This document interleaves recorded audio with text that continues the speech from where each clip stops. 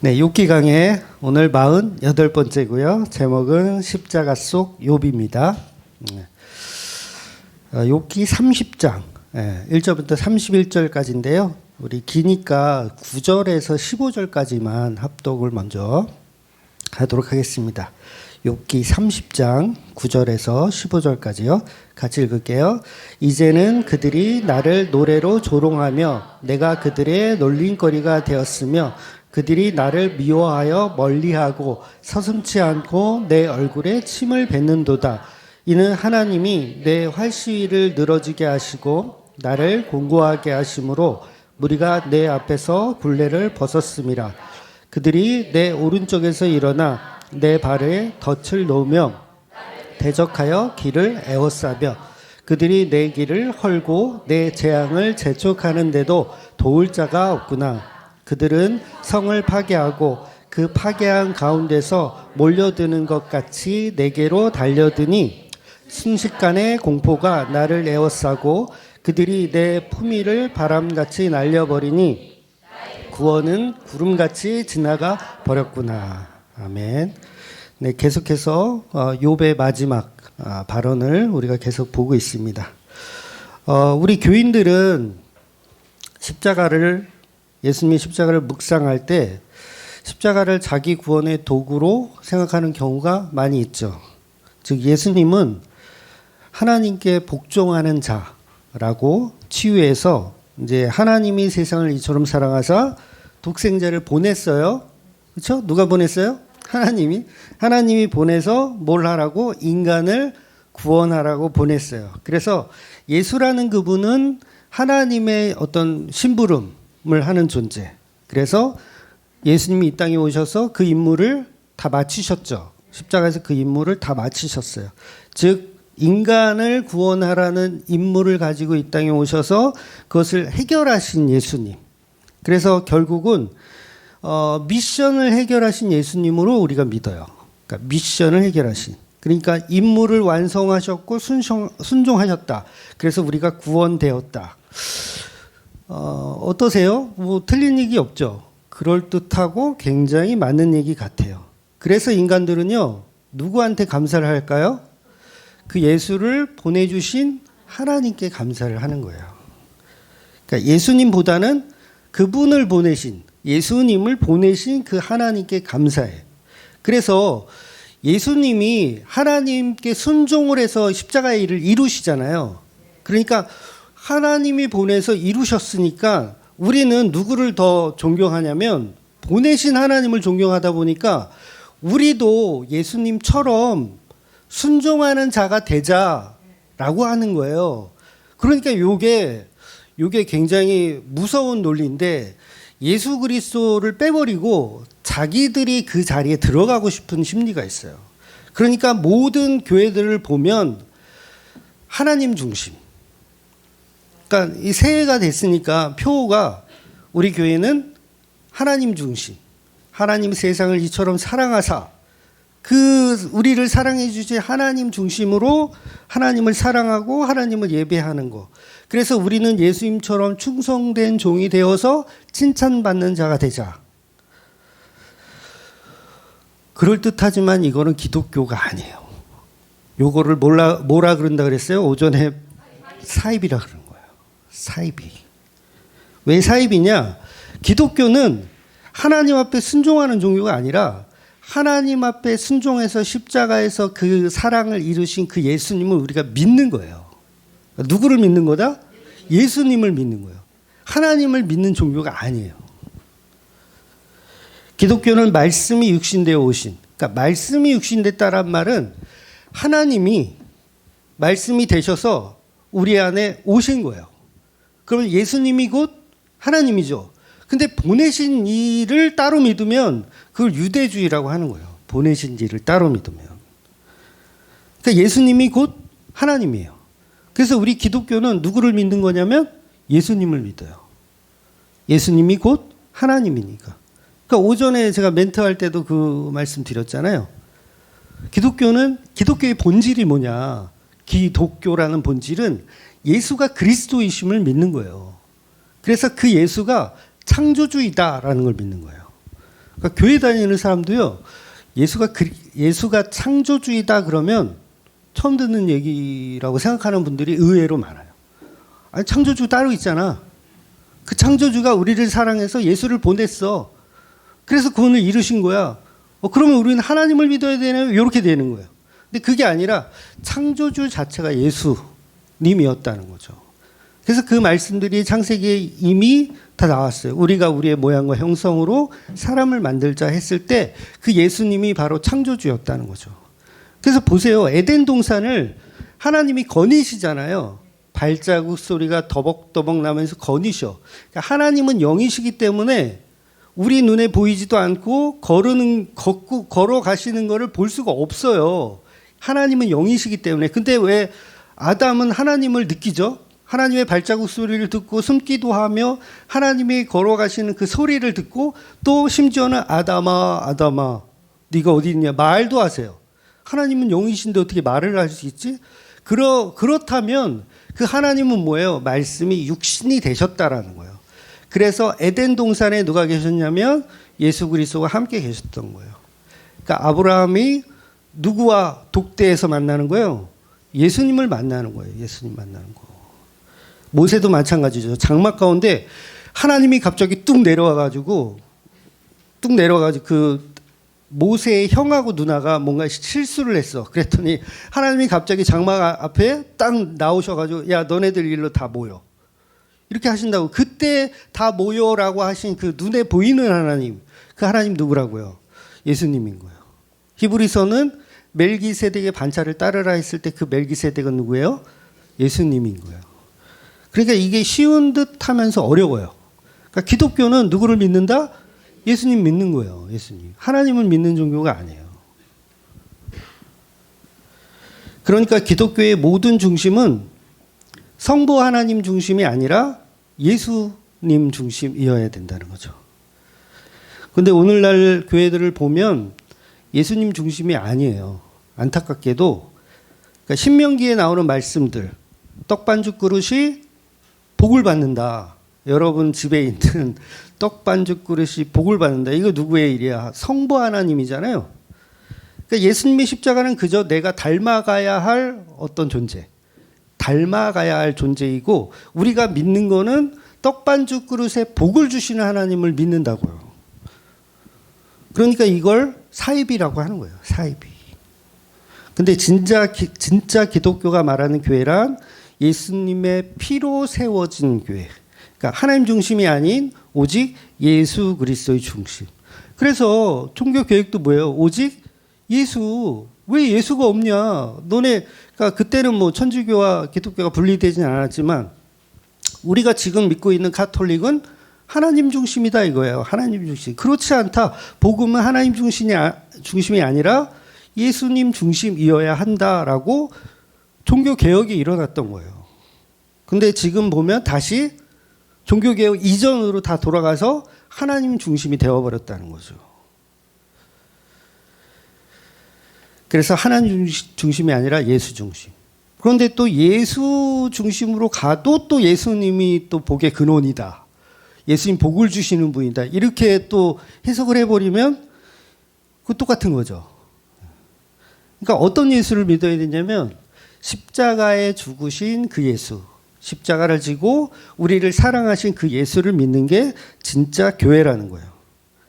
즉 지금의 교회들이 가르치는 교리는 기독교를 말하는 것 같지만 사실 안에 들어가 보면 유대교와 별반 다를 게 없는 내용들을 가지고 예배를 드리고 있다는 거예요. 물론 예수님을 보내신 하나님을 믿는 것은 당연하지만 우리는 예수님을 통해서 하나님을 보는 거지 예수 없이 하나님을 볼 수는 없다라는 거예요. 그건 그냥 우상숭배에 불과하다는 거죠. 예수가 없는 하나님을 믿으면 우상숭배. 바로 이게 교회 안에 들어와 있는 마귀의 속셈입니다. 마귀의 속셈. 왜냐하면 성경은 명확하게 주 예수를 믿으라 이렇게 얘기하거든요. 주 예수를 믿으라. 예수님이 유일한 길이요, 진리요, 생명이다. 그러니까 유일하대요. 하나님께로 가는 그 유일한 길은 예수님밖에 없는 거예요. 그런데 어떻게 교회에서 예수님이 없이 바로 하나님에 관해서만 설명하고 하나님에 관해서만 이야기를 나누냐고요. 그러니까 구원을 설계하신 하나님만 잘 믿자. 그러면 하나님을 경배하고 하나님께 찬양하고 하나님께 예배하고 그러면 구원을 준다고 했습니까? 하나님을 예배하고 하나님 경배하고 하나님 찬양하면 구원을 줍니까? 네, 안 줘요. 이런 건 크게 얘기해도 돼요. 안 주세요. 그러니까 십자가가 없는 교회는 그 예수님 믿지 않는 하나님은 그냥 유대주의 사상을 다시 한번 공부하는 거죠. 그러니까 구원은 오직 그 시골 출신, 그 나사렛이라는 시골 출신의 그 예수 그리스도를 믿는 게 구원이라고 하는 거예요. 그러니까 우리가 예배를 드릴 때도 전부 뭔가 우리의 것을 하나님께 바치는 듯한 이런 느낌이 강하지 않아요? 예배에 그러면 내가 하나님께 뭔가를 드려야지라고 하는 거. 그러니까 영상 같은 거 보면 뭐 유튜브나 뭐 그런 영상들 많이 쏟아져 나오잖아요. 거기 보면 다 우리가 예배를 드려야 되는데 뭘 드릴 거냐? 여러분의 돈, 시간, 명예, 시간, 돈 이런 걸 드리기보다 여러분을 드려라. 그러니까 이거는 대형교회 목사들이 하는 거예요. 그러니까 유명한, 그러니까 정말 설교 잘한다는, 저 사람은 진짜야 하는 목사들이 어떻게 설교를 하냐면, 조금만 흉내 내볼게요. 여러분이 시간 들여서 여기 왔어요. 헌금도 냈어요. 그럼 뭐 할 거야? 하나님이 그딴 거 받으실 것 같아요? 여러분의 몸을 받으신단 말이에요. 여러분의 그 성의, 여러분의 정성, 돈이 중요한 게 아니에요. 여러분을 바치세요. 아멘 이렇게 막 해야 되는데 안 비슷했나 보다. 그래서 사람들은 자기의 어떤 거를 다 드리려고 그래요. 근데 하나님이 받으시는 예배는요, 예수님의 피를 받으신단 말이에요. 예수님이 흘리신 십자가의 피를 제물로 받으세요. 그래서 그걸 하나님의 어린 양이라고 그런 거예요. 그러면 우리가 바칠 건 뭐예요? 예수님을 바쳐야죠. 왜 네 몸뚱아리를 어디다 바쳐요? 그걸 누가 가져가요, 그걸. 그러니까 우리가 드리는 예배는 예수님의 살과 피를 나누어 먹는 거예요. 예수님의 살과 피를 우리가 모여서 막 뜯어 먹어. 예수님의 그 십자가의 피를 막 뜯어 먹어. 뜯어 먹는 자체가 뭐다?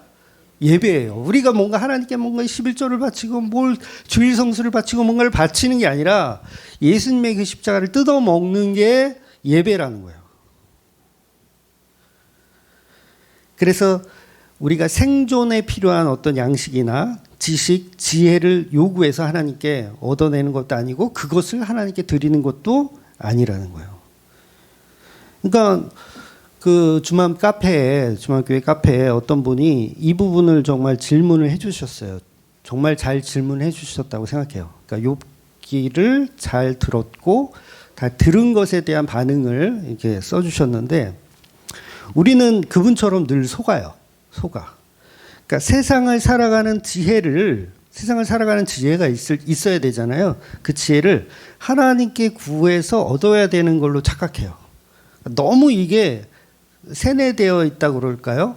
그러니까 교회 가면 무조건 하나님께 뭔가 지혜를 구하는데 그 지혜가 뭐냐면 이 세상을 잘 살아가는 법, 인간관계 잘하는 법, 뭐 장사 잘하는 법, 뭐 사업 잘하는 법, 이거를 지혜를 강구해요. 마치 솔로몬이 자기 나라를 잘 다스리는 지혜를 얻기 위해서 구했잖아요. 그런 것처럼 사람들은 교회에 앉아서 자기가 이 세상을 잘 살아갈 수 있는 지혜를 달라고 기도하는 것을 만연하게 생각하고 그것을 이제 당연한 걸로 착각하더라는 거예요.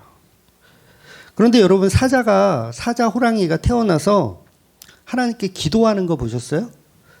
하나님, 저 사냥을 잘 할 수 있는 다리를 주시고 또한 물어뜯을 수 있는 이빨을 주시고 제발 이거를 좀 더 강력하게 하나님 주시옵소서. 그래서 이 세상을 정말 잘 살 수 있도록 주님 도와주시옵소서라고 기도하는 사자나 호랑이 없잖아요. 근데요, 사자 호랑이는 사냥을 누가 가르쳐 주지도 않는데도 잘해요. 무리를 통솔하고 지혜롭게 이 무리를 다 관리를 해요. 누가? 사자나 호랑이가. 그러니까 하나님은 이미 자연 계시를 통해서 하나님께 기도하지 않아도 그들이 지혜롭게 잘 살 만큼 이 세상을 다 만들어 놓으셨어요. 그러니까 사람도 똑같아요. 사람도 하나님께 나 좀 뭐 어디를 뭐 돈을 어떻게 벌까요? 뭘 할까요? 이런 사냥을 어떻게 할까요? 이런 걸 하나님께 기도할 필요가 있다 없다? 없으세요. 그건 세상의 지혜입니다. 자연 계시 속에 누구나 있는 계시의 속성이기 때문에 예수를 믿는 사람이나 하나님을 믿는 사람이나 안 믿는 사람이나 피차 일반이에요. 기도를 하는 사람이나 안 하는 사람이나 먹고 사는 문제는 똑같다는 거예요. 똑같은 거예요. 왜? 자연의 계시기 때문에. 그런데 우리 기독교인들이 착각하는 게 다 그거예요. 우리는 하나님께 뭔가 나의 죄를 간구해야 되는 걸로. 그러니까 뭔가 개업을 했다. 그러면 뭘 해야 돼요? 하나님께 개업 예배? 개업 예배를 드려야 될 것 같고, 그 다음에 결혼식을 하면 그 결혼식도 뭔가 예배로 드려야 될 것 같고, 그래야 잘 살 것 같고, 교회를 개척해도 뭔가 개척 예배를 드려야 이게 잘 될 것 같고, 이게 뭐예요? 지혜를 구한다라고 본인들은 착각하는 거예요. 근데 하나님은 이미 이 자연의 계시 속에 이미 누구나 지혜를 주셨어요. 그냥 먹고 사는 일에 대한 지혜. 그래서 그런 지혜는 교회에서 얻는 게 아니라 그냥 학교에서, 또 학원에서, 아니면 어른들한테, 또 다른 종교에서 이렇게 배워서 세상을 지혜롭게 사는 겁니다. 여러분, 스님들의 설법을 잘 들으면요, 이 세상을 지혜롭게 사는 법들을 알려줘. 그러면 그 사람은 그거 듣고 그냥 잘 사는 척 살아가면 돼요. 그런데 성경이 말하는 지혜는 일반 지혜가 아닙니다. 요거는 특별 계시라 그래서 성경이 말한 지혜는 오직 예수 그리스도밖에 없어요. 그러니까 누구를 알아가는 지혜? 예수를 알아가는 지혜를 가르쳐 주는 곳이 교회예요. 그리고 성경이고, 성경을 알려주는 곳이 교회니까. 그러니까 야고보서 1장 5절에 보면 이렇게 돼 있어요. 야고보서 강의를 했지만 너희 중에 누구든지 지혜가 부족하거든 모든 사람에게 후히 주시고 꾸짖지 아니하시는 하나님께 구하라. 그리하면 주시리라. 그러니까 너희 중에 지혜가 부족하거든. 하나님, 나 지혜가 부족해요. 나 이번에 사업을 하나 했는데 이 사업을 어떻게 잘해야 될지 저 지혜가 없어요. 그럼 뭐하라? 기도하라. 하나님께 기도하는 거예요. 제가 어떠다 보니까 목사가 됐어요. 그 목사가 돼가지고 이거 지혜롭게 설교할 수 있는 능력이 없는데 이 지혜를 하나님 주세요. 그런데 이런 지혜를 구하라는 게 아니에요. 야고보서는. 그러니까 야고보서 1장 1절부터 읽어보면 예수님을 믿는 지혜에 관해서 얘기하는 거예요. 예수님을 믿는 지혜가 없으면 배교하죠. 박해에 못 견디죠. 그러니까 그 지혜, 예수를 믿는 지혜를 구하라. 배교할 것 같아. 나 떨려. 무서워. 그러면 뭘 구하라? 예수라는 지혜를 구하라는 말이지, 이 세상을 잘 살고 이 세상을 잘 이렇게 지혜롭게, 말 그대로 지혜롭게 사는 법을 이야기하는 게 아니라는 거죠. 그래서 야고보는 하나님께 구하라고 한 건 예수 그리스도라는 그 지혜를 구하라는 거예요. 그러니까 우리는 생존을 위해서 구하는 게 아니라 생명을 위해서 구하는 거예요. 근데 전부 생존을 위해서. 그러니까 솔로몬이 구했던 지혜는요, 죄송하지만 생존을 위한 지혜를 구한 거예요. 그래서 말년에 후회하는 거죠. 내가 생존을 위한 것만 구했어. 병신 쪼다 같았어. 그러니까 헛되니 헛되도다. 내가 엉뚱한 걸 구했구나. 그래서 내 삶은 블랙 코미디였구나. 솔로몬의 잠언이란 말이 뭐라 그랬어요? 솔로몬의 풍자로 해석해도 된다 그랬잖아요. 번역. 솔로몬의 풍자로 번역해도 돼요. 그래서 지난 29장에 나왔던 풍자라는 단어는 이제 마샬이라고 하는 잠언이란 뜻과 동일한 단어라 그랬어요. 그러니 우리가 가져야 할 예배 생활은 예수를 보내신 그 하나님을 감사하고 찬양하고 막 이런 것으로 끝나면 안 된다는 거죠. 그러니까 그 자체는 예배가 아니에요. 예수를 보내신 하나님께 감사하자라는 자체는 예배가 아니라 기독교는 무조건 예수님의 희생을 말하는 거예요. 예수님의 십자가 희생. 그러니까 예수를 빼버리면 다 우상숭배가 되는 거죠. 그러니까 교회에서도 절기 예배를 드리고 헌금하는 거 요거 예수로 해석하지 않거든요. 절기 예를 들면 맥추절 감사헌금 그러면 맥추절 그러면 왠지 보리 수확을 감사하는 단어니까 뭐예요? 풍년에 대한 감사를 하더라고요. 하나님 올 한 해도 우리를 풍년하게 주셔서 감사합니다. 이렇게 감사하는 거. 그러니까 뭘 빼버린 거예요? 예수님을 빼버리고 하나님께 감사하는 거. 추수감사절도 마찬가지고요. 그런 절기들 속에서 자기들이 우상을 숭배하고 있다는 걸 모르는 거예요. 그러니까 뭐가 없어요? 예수라는 지혜가 없는 거예요. 그럼 그거는 어떻게 해라? 지혜를 구하라. 그러면 후히 주시고 이렇게 채워주신다. 뭘 채워주신다? 예수를 채워주신다. 근데 그걸 알아야 기도하지. 뭐 똥멍충이들인데 우리가 다. 뭘 기도해야 될지를 몰라요. 그러니까 왠지 추수감사절 그러면 무배추를 여기다 올려놔야 될 것 같은 마음이 막 들지 않으세요? 막 밤 뭐 이렇게 뭐 이렇게 브로콜리 막 이렇게 잔뜩 뭔가 올려놔야 추수감사절인 것 같아. 근데 그게 예수가 없는 기독교라는 거예요.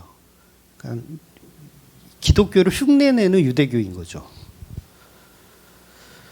그러니까 한국 교회가 지금도 하나님 위주로 하나님을 예배하고 하나님을 사랑하고 하나님께 뭔가를 바쳐야 된다는 이 인간의 정성을 하나님께 드려야 한다는 이거를 사실은 다 뜯어 고쳐야 되죠. 다 뜯어 고쳐야 돼요. 우리는 우리의 정성으로 하나님을 감동시키는 사람들이 아니고 이미 예수님의 십자가로 제물이 되신 그 제물을 하나님께 드려서 감동되어지시는 분이라는 거예요. 하나님은. 그러니까 예수님의 피가 선포되는 곳이 기독교이죠. 근데 오늘날은 정말 교회들이 하나님 감사를 너무 남발해요. 하나님 감사. 이거 뭐 짜장면을 주셔도 하나님 감사. 군만두를 줘도 하나님 감사. 사장님이 서비스요 그러주면 하나님 감사. 뜻하지 않게 상을 받아서 하나님 감사. 그러니까 그게 기독교를 빙자하고 있는 거예요. 교회 가면 헌금 봉투 얼마나 많아요, 종류가. 절기 헌금을 비롯해서 성경에도 없는 감사 헌금 봉투들이 정말 많아요. 뭐 최근에는 송구영신 감사, 뭐 신년 감사, 5월 되면 어버이 주일 감사, 어린이 주일 감사. 이렇게 지어내기도 많이 지어내는지 몰라. 근데 우리 교회에 오시면 아시겠지만 헌금 봉투가 딱 세 가지가 있어요. 연보 봉투하고 감사 헌금 봉투하고 그다음에 무제 봉투, 제목이 없는 봉투가 세 가지가 있어요. 그러니까 연보 봉투는 여러분 다 아실 거고 무제 봉투는 뭐냐면 자기가 지정하고 싶은 어떤 헌금이 있을 때 그때 사용하시라고 이 무제 봉투를 놔두는 거예요. 그리고 감사 헌금 봉투가 있는 이유는 뭐냐면 연보 봉투가 뭔지 모르는 사람들이 많아요. 교회 다니는 사람들도 교회 왔는데 헌금은 하긴 해야 되겠는데 봉투가 없어. 다 연보 이렇게만 돼 있잖아요. 우리는 연보만 있어요. 연보가 뭐야? 무슨 불교 용어도 아니고. 그래가지고 감사 헌금 봉투를 그래서 놔둔 거예요. 그러니까 그 감사의 의미는 사실 뭐예요? 십자가로 이루신 그 복음에 대한 감사의 의미만 사실은 있는 거예요. 그러니까 무슨 생일 감사 헌금이니 대학 합격 감사 헌금이니 뭐 신방 감사 헌금이니 신방할 때 감사 헌금 안 받습니다. 네. 신방도 안 하지만. 네. 그런데 얼마 전에 우리 교회 여기 헌금한 꽂이 밖에 있잖아요. 거기 보면 이제 봉투가 이렇게 연보 봉투가 꽂혀져 있는데 거기 못 보던 봉투가 한 뭉탱이가 이렇게 테이블 위에 이렇게 있는 거예요. 그 뭔가 해서 봤더니 생일 감사 헌금 봉투가 한 묶음 100장인지 50장인지 하여튼 한 묶음이 딱 있는 거예요. 우리 교회에 주맘교회에 생일 감사 헌금 봉투가. 그래서 제가 깜짝 놀래가지고 야 이걸 누가 사다 놨지? 켜고 바로 보자마자 그 한 묶음이에요. 한 묶음 딱 가지고 그냥 저기 그 쓰레기통에 버렸어요. 통째로 그냥 쓰레기통에 버렸어. 그리고 가만히 생각해봤어. 야 누가 이런 짓을 했을까? 우리 교회 교인들은 이럴 사람이 없을 텐데. 그런데 한 사람이 생각났어. 누구냐면 우리 교회에 이제 지적 장애가 있는 친구 있죠. 예, 실명을 제가 말하지 않아도 아시죠. 예. 그 집사밖에 없어. 지적 장애가 있는. 지금 여기 없어요? 있으면 손 한번 흔들어 달라고 했을 텐데 없어요. 근데 그 친구가 우리 교회 제일 오래됐어요. 아시죠? 제일이라 그러면 안 되지만 친인척 제외하고는 제일 오래됐어요. 출석률도 100%야. 오늘은 친구한테 계속 전화 와가지고 만나러 갔어. 잘 됐어. 예비하셨어 오늘. 그래서 제가 물어봤죠. 의심이 가니까 물어봤지. 사실 물어보지 않고요. CCTV를 돌려봤어요. 어떤 인간이 이 감사원금 봉투를 여기다 놓았나 돌려봤더니 아니나 다를까 그 집사였어요. 지적장애 있는 집사. 그래서 제가 물어봤죠. 왜 이걸 갖다 놨냐. 그랬더니 기독교 백화점에 갔다가 그 친구가 이제 기독교 백화점에 자주 가요. 갔다가 봉투가 너무 예뻐가지고 한 묶음 사다가 교회 헌금한 꽂이에 놔두려고 이렇게 했다 그러더라고. 그래서 제가 야단을 쳤죠. 그러니까 제가 야단을 쳤는데 저는 웃으면서 야단 치는 거 아시죠? 네, 웃으면서 야단을 쳤어요. 너 주맘교회 10년이 넘었는데 지금 이게 무슨 짓이야? 주맘교회 10년이면 임원이야. 임원이 아직도 이런 율법주의, 유대주의 사상을 가지고 있으면 돼? 이러면서 야단을 쳤어요. 그런데 이 행동이 우리 교회에서는 참 잘못된 행동이고 이게 복음적이지 않은 행동이잖아요. 그런데 만약 이 친구가 다른 교회에서 이런 행동을 했다. 여러분 이건 분명히 담임 목사의 칭찬거리입니다. 아마 이렇게 설교하지 않을까요?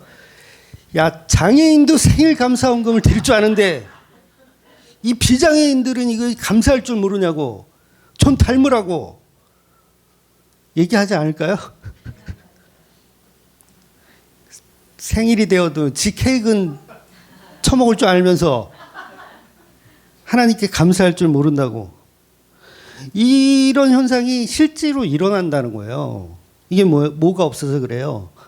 지혜가 없는 거예요. 예수라는 지혜가 없어서. 십자가 없는 나를 위한 감사를 하나님께 드리는 정도의 수준이라는 거죠. 우리는 늘 이렇게 나의 생존을 위해서 하나님께 감사하며 살지만 그야말로 하나님을 그냥 무속적인 신앙인으로 무속적인 하나님으로 만들어 놓았다는 거예요. 그리고 그것을 생일 이 감사헌금을 하면 내가 신앙생활 마치 되게 잘하고 있는 사람으로 자기를 또 이렇게 포장하고 있는 거죠. 우상숭배하고 있다는 걸 모르고. 그러니까 생일을 감사하고 풍년을 감사하고 추수하게 해주시는 하나님을 감사하고 작년에도 풍년이었는데 내년에도 풍년되게 올해도 풍년되게 해주시옵소서 이 마음으로 예배를 드리더라는 거예요. 그러니까 헌금을 드리는 것도 똑같죠. 이 헌금을 받으시고 30배, 60배, 100배의 축복을 돌려주시옵소서. 그러니까 우상숭배인지 모르는 거예요. 예수님과 상관이 없다면 그건 그냥 기독교가 아니라는 거죠. 오늘 주막교회가 11주년이라 그랬잖아요. 11주년인데 뭐 아무것도 하는 것도 없어. 그러니까 우리 생일에 감사하자는 게 아니에요. 아, 우리 생일이야. 이 감사하자는 게 아니라 지난 11년 동안 예수님의 피값으로 세우신 이 교회가 아직도 존재하고 있는 그 은혜가 중요하다는 거죠. 그러니까 우리는 말씀과 지혜가 부족해서 뼛속까지 예수님 편이 안 되려 그래요. 자기들 편이 되려 그러죠. 그러니까 예수님과 적이에요, 오늘. 예수님을 빼버리는 감사를 우리는 하기를 원하고 예수님은 계속 그 십자가의 은혜를 이야기하고 있고. 그러니까 본문은 철저하게 혼자인 욥. 욥은 완전히 혼자. 수많은 사람과 지금 전쟁을 하고 있는데 욥은 혼자예요. 아무도 욥의 편이 없어. 그러니까 욥이 고소하고 있는 건 오직 예수거든요. 물론 본인은 모르지만 오직 예수를 고소하고 있고 그 많은 무리들은 전부 하나님을 믿어요. 그렇죠? 엘리바스, 빌닷, 누구예요? 소발, 이제 엘리후까지 전부 하나님 편, 하나님 위주, 하나님 사랑, 하나님 만세. 그런데 누구만 예수님 편인 거예요? 욥만 예수님 편인 거예요. 그러니까 학대받고 욕먹고. 그러니까 저와 여러분도 예수님의 편에 서면 욕먹습니다. 욕을 많이 안 드신 분. 별로 편에 안 들어서 그래. 근데 어딜 가서 예수님 편에 서면 종교인들은 다 손가락질하고 욕을 해요. 본문 1장의 시작을 보면 1절의 시작을 보면 그러나 이제는 나보다 젊은 자들이 나를 비웃는구나. 그들의 아비들은 내 양떼를 지키는 개들보다 못한 자들이었는데. 그러니까 이게 지금 욥이 공격을 하는데 자신이 키우던 양떼들 있죠. 그 양떼를 지키는 개. 그 개의 새끼. 개새끼. 보다 못한 자들이 자기를 공격하고 있다는 거예요. 욥이. 그러니까 욥이 지금 심하게 얘기하는 거예요. 쌍욕을 하는 거죠. 여러분 상거지란 말 들어보셨어요? 상거지? 거지 중에서도 상거지. 이게 높을 상자인가요? 뭐 아무튼 높을 상자는 아니겠죠. 이게 우리말인 걸로 아는데, 순 우리말인 걸로 아는데 거지 중에서도 최고 거지. 그러니까 양떼를 지키는 개보다 못한 개자식들 이라고 욕을 하는 거예요. 그들이 나를 지금 비웃고 있구나. 그렇다면 욥의 처지는 뭐라는 거예요? 욥의 처지는 한마디로 욥은 개자식보다 못한 그들에게 욕을 먹어야 되는 그런 비천한. 그런데 욥은 얼마든지 힘이 있었던 사람이잖아요. 그들을 무찌를 수 있는 힘이 있었던 사람. 그래서 활을 쏘면 얼마든지 죽일 수 있는. 그런데 하나님이 그 활의 이 활시를 다 풀어놓으신 거예요.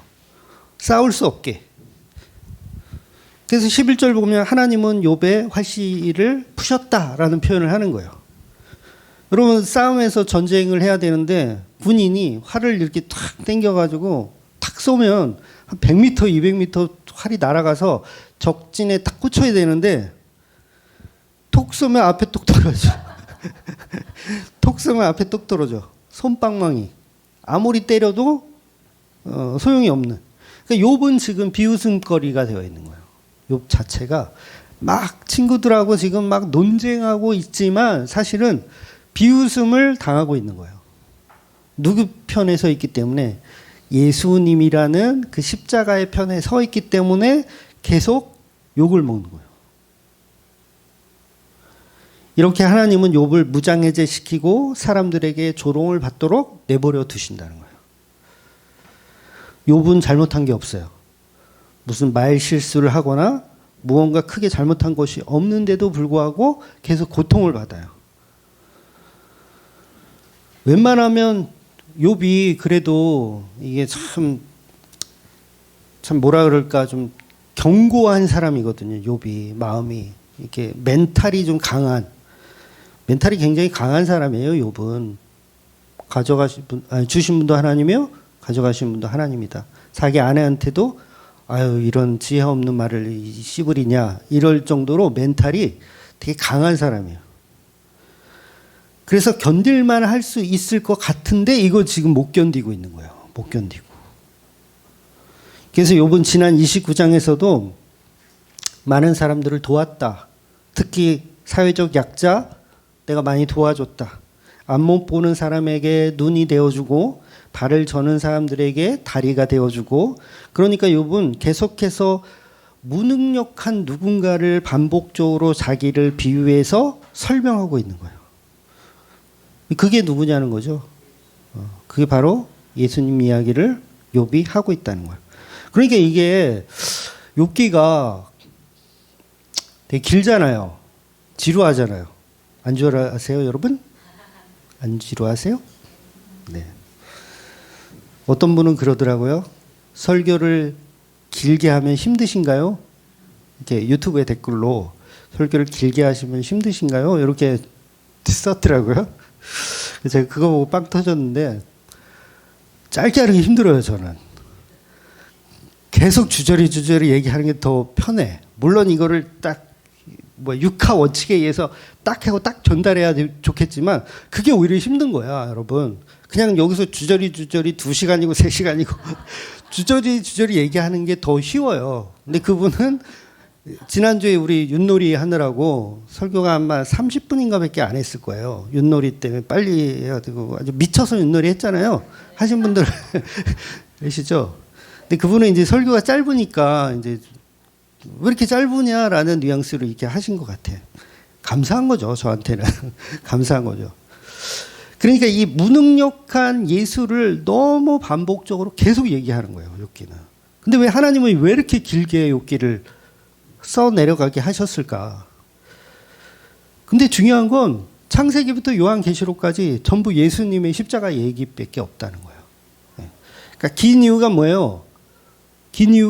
그 중에 하나라도 예수를 보아라예요.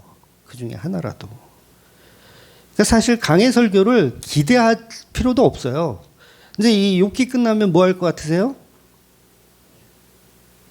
그거 모르지? 나만 알지? 욥기 끝나면 제가 요나서를 준비하고 있거든요. 요나서를 준비하고 있는데 요나 강해를 하든 욥기 강해를 하든 아니면 이제 민수기도 해야 되니까 민수기 신명기도 해야 되니까 그거를 하든 사실은 똑같아. 그러니까 주무실 분은 주무셔라. 그러니까 성경은 계속 십자가에 무능력하게 죽으시는 그 예수님만을 말하고 싶은 거예요. 너무 간절한 거예요. 그거 말해. 그거 예수 십자가 계속 말해. 근데 우리는 자꾸 욥기를 읽으면서 욥의 훌륭함. 욥이 잘 견뎠지. 우리의 삶도 욥과 같이 잘 견뎌야지라는 교훈을 얻어내더라는 거예요. 그래서 그거를 사입이라고 하는 거예요. 물론 그것들이 아예 필요가 없는 건 아니에요. 필요하죠. 우리의 삶에도 필요하죠. 근데 중요한 건 뭐냐면 그 예수를 발견하지 못한다면 죽 서서 개 주는 거예요. 죽 서서 개 주는 거.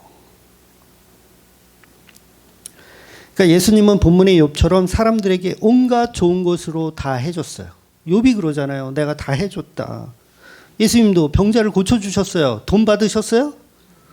돈도 안 받아. 그거 좀 받았으면 그거 줄을 서시오 해가지고 그거 좀 돈벌이가 됐을 텐데. 오병이어를 베풀어 주셨어요. 5,000명씩 막 먹이고. 그 은혜도 모르고 예수님을 향해서 폭력과 살인을 가하는 그런 사람들의 태도.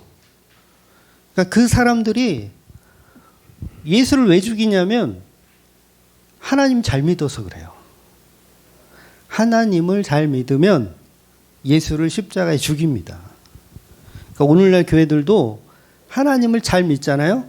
그러니까 복음을 전하는 교회를 죽여요. 욕하고 너네 같은 이단 사입이라 그러면서 그걸 지금 욥기가 폭로하고 있는 거예요. 그거 아니다 그러면서 폭로하고 있는 거. 욥은 지난 평생 동안 하나님을 사랑했고 하나님께 온갖 정성을 다 바쳤어요. 그런 하나님에게 냉정하게 버림을 받고 있는 거예요. 주위 친구들은 물론 하나님에게도 냉정하게 버림받는 거. 여러분, 사랑하는 사람들에게 버림을 받는 것은 그야말로 참담합니다. 여러분 경험이 있으신지 모르겠어요. 그러니까 남녀 사랑 보통 이제 저도 고등학교 1학년 때부터 여자친구를 사귀었던 것 같아요. 고등학교 1학년 때부터 이렇게 사귀어 왔는데 정말 어떤 분하고 헤어질 때는 정말 정신과 치료를 받아야 할 정도로 힘든 그런 경험도 있었어요. 다 있으시지 않나요? 나만 쓰레기야? 우리 집사람도 있어. 사귄 지 얼마 안 돼가지고 한 두세 달 됐나? 갑자기 이별을 통보해가지고 충격. 물론 그랬다가 이제 다시 만나긴 했지만, 그러니까 이게 사랑과 헤어진다는 거, 그러니까 사랑했던 사람에게 배신을 당한다는 건 그야말로 참을 수가 없는 고통이라는 거죠. 그러니까 욥은 지금 자기 주위에 전부 사랑하는 사람들이에요. 어느 정도 사랑하냐면 아프다는 소식을 듣고 그 먼 데서부터 친구들이 온 거야. 뭐 1시간, 2시간 걸렸겠어요? 몇 박 며칠을 여행해서 욥의 그 아프다라는 소식을 듣고 올 만큼 사랑하는 사이잖아요. 아내도 마찬가지고 사랑하는 아내였어요. 그런데 이들이 전부 나를 배신하고 있는 거야. 이 고통. 그걸 좀 말하고 싶은 거죠, 욥기는.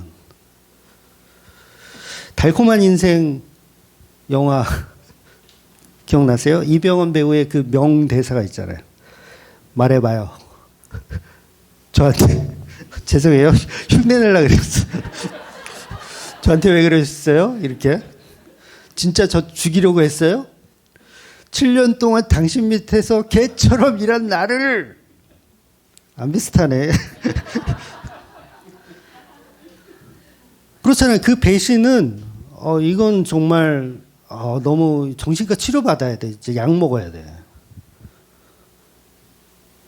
그럼에도 불구하고 20절부터 욥은 계속해서 하나님과의 전쟁을 선포하는 것이 아니라 하나님께 기도를 하고 있어요. 욥이 20절 말씀을 제가 읽어드리면, 내가 주께 부르짖으나 주께서 대답하지 아니하시오며 내가 섰사오나 주께서 나를 돌아보지 아니하시나이다. 그러니까 아무리 어떤 이야기를 하고 어떤 제스처를 취해도 하나님에게 완전히 버림받은 욥이라는 거예요. 즉 본문은 욥의 이야기가 아니라 십자가에서 죽으시는 그 버림받는 예수에 관한 이야기를 예표하고 있는 거죠. 즉 예수님은 모든 자들과 전쟁 중이세요. 십자가에서 모든 자들과 전쟁. 내가 사랑했던 자들과 전쟁. 그래서 뭐예요? 마귀들과 전쟁이에요, 그게. 내가 사랑하는 자들이 다 뭐예요? 마귀 새끼들이었어. 친구인 줄 알았는데 마귀 새끼. 그러니까 이 욥의 대전제가 뭐라 그랬어요? 하나님과 마귀의 내기잖아요. 그러니까 마귀가 엘리바스와 빌닥과 소발과 엘리후엘에게 들어가서 뭘 하는 거예요? 마귀 짓을 하는 거예요. 그러니까 욥은 그 고통을 다 감당해내고 있는 거죠. 즉 전쟁. 연합군들이 와서 예수님을 죽이려는 전쟁. 그런데 아무리 부르짖고 외쳐도 하나님은 침묵으로 일관하시는. 그래서 십자가에서 완전히 분리되는 그 상황을 그대로 본문은 이야기하고 있는 거죠. 예수님은 사랑하는 제자와 분리되는 그런 고통을 당하시는 거고.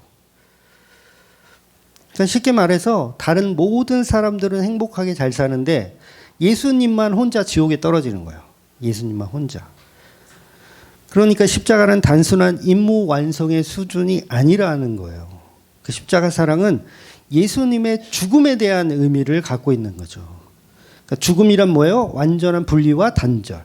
예수님은 십자가에서 모든 사랑하는 사람들과 단절되고 분리되는 거. 심지어는 자기 아버지에게도 에게도 분리되고 단절되는, 심지어는 강아지들보다 못한 대접을 받는. 그런데 왜 이런 일을 하시냐면 신부된 교회를 만들려고, 내가 너희를 진짜 사랑했다라는 걸 보여주려고. 내가 이거 먹으면 죽는 걸 알지만 나 이거 먹는다. 선악과를 받아먹는 아담.